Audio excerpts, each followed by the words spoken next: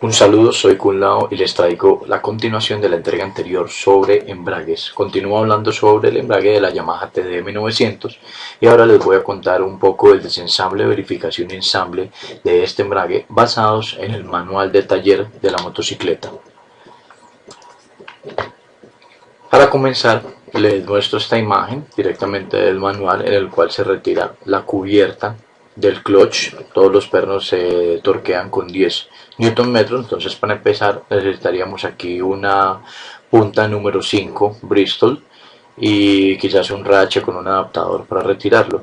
Lo primero que se debe hacer antes de retirar esta cubierta es drenar todo el aceite del motor, ya que al retirar la cubierta el aceite saldría a través de estos orificios. Entonces primero hacemos el retiro del aceite y luego retiramos la tapa. También debemos, antes de retirar la tapa, retirar el cable o la guaya del clutch que viene desde la manigueta izquierda. Debemos retirar el soporte del cable que está pegado directamente de esta tapa y ahí sí podríamos retirar entonces la cubierta del embrague. Hay que tener mucho cuidado al retirar la tapa, también retirar las partes de la junta o del empaque que quedan pegados en el cárter del motor o en la tapa, y de que no se nos pierdan las espigas. Cuando retiramos esta tapa, también podemos encontrar en su parte interna el eje de la palanca. Aquí podríamos retirar entonces el anillo de seguridad, la arandela y extraer todo el eje de la palanca que es la que se ve con el número 2, el muelle de la palanca o el resorte de la palanca, y ya los otros accesorios como las arandelas, el retenedor de aceite o los rodamientos que se encuentran en el interior. También se hace la extracción completa de todo el sistema de embrague que va en el interior, como lo vemos aquí en la imagen. Se hace extracción de los 6 muelles de embrague con sus tornillos. Para esto necesitaríamos entonces unos raches y unas copas. Luego en el ensamble necesitaríamos el torquímetro para dar el torque adecuado. Cuando tengamos anillos de seguridad que tengan orificios pequeños, necesitaríamos unas pinzas especiales para retirar todos estos anillos de seguridad. Tenemos la placa de presión, que es la número 2, el varillaje, que es el número 3, o la uña, la cual es accionada por la varilla que veíamos en la diapositiva anterior, es decir, la varilla número 4. Esta es la que se encarga de accionar este varillaje número 3. Tenemos las placas de rozamiento 1, los platos del embrague, y las placas de rozamiento 2 con los números 4, 5 y 6. Importante tener en cuenta que las placas de rozamiento 4 y las placas de rozamiento 6 son distintas. Las 4 son de extremo y las 6 son intermedias. También tenemos entonces las diferentes tuercas para apretar con 70 Nm cuando estemos nuevamente ensamblando, la arandela de inmovilización que nos da seguridad sobre esta tuerca para evitar que ésta se suelte, se afloje y caiga dentro del motor y se nos desensamble el clutch en pleno funcionamiento de la moto. Tenemos el cubo de embrague con el número 9, el plato de empuje con el número 10, el número 12 es el distanciador y su respectivo cojinete o rodamiento, y el número 13 que sería el cárter del embrague. El 14 y el 15 son otros dos platos que van adicionales en la parte anterior del cárter del embrague.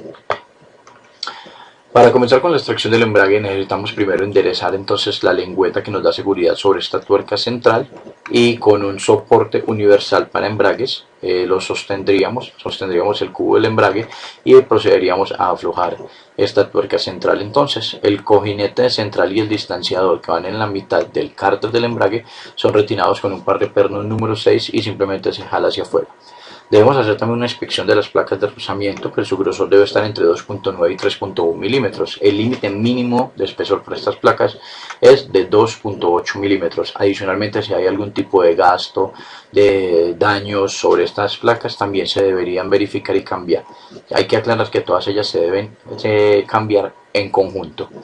También se debe medir la anchura de todo el conjunto, que debe estar entre 42.5 y 43.7 milímetros. Si no se cumple con esta especificación, debemos proceder entonces a cambiar el primer plato de embrague, el que está señalado con el número 1. El estándar es de 2 milímetros, habría uno menor de 1.6 o uno mayor de 2.3. Si al cambiar este plato no se logra la especificación de la anchura del conjunto, entonces ahí sí procedemos a cambiar el plato número 2. Los platos de embrague también se deben inspeccionar con un calibrador de grosor y una placa de superficie, como se muestra en la figura con el número 1, y el límite de deformación debe ser menor de 0.1 milímetros, es decir, estos discos deben de estar lo más plano posibles. También se deben inspeccionar los muelles del embrague, los cuales tienen un límite mínimo de longitud de 47.5 milímetros cuando no están comprimidos.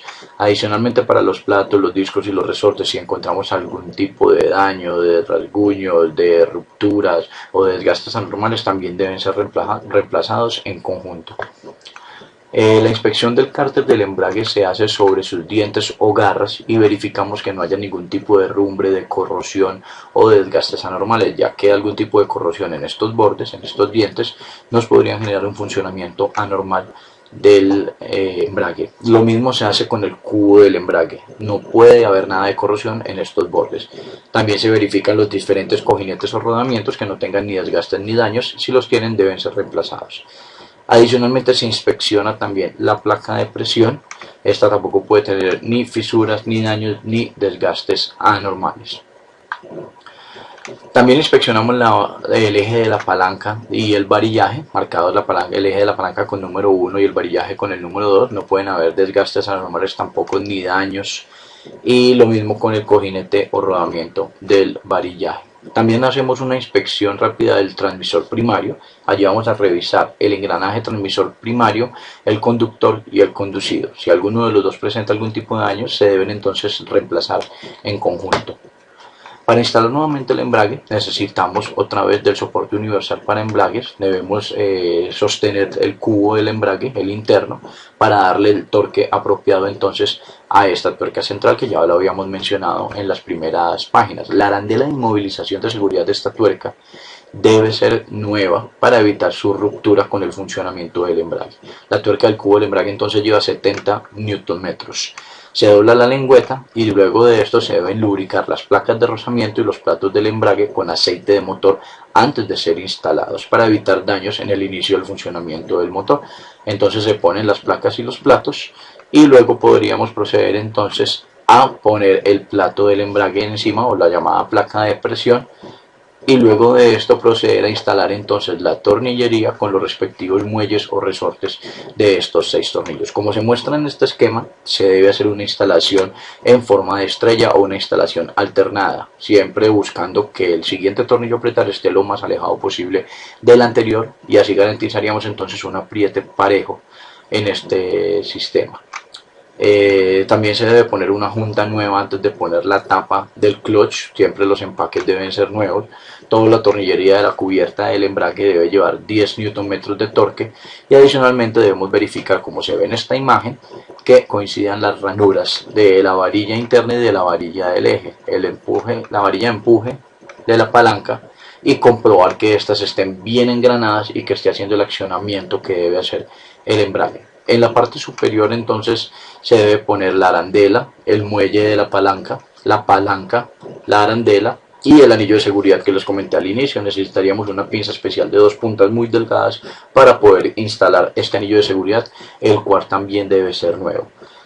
Finalmente debemos alinear entonces la referencia de perforación A en la palanca del embrague con la marca que hay en la tapa del embrague para garantizar que nuestro sistema está bien instalado. Recuerden hacer todas las mediciones con la herramienta muy apropiada, utilizar un pie de rey de buena calidad, saberlo manejar apropiadamente para tomar todas las mediciones necesarias, y asimismo también un torquímetro de muy buena calidad o de muy buena marca para garantizar que todos los torques se están dando de forma apropiada. Muchas gracias por verme, que tengan un feliz día.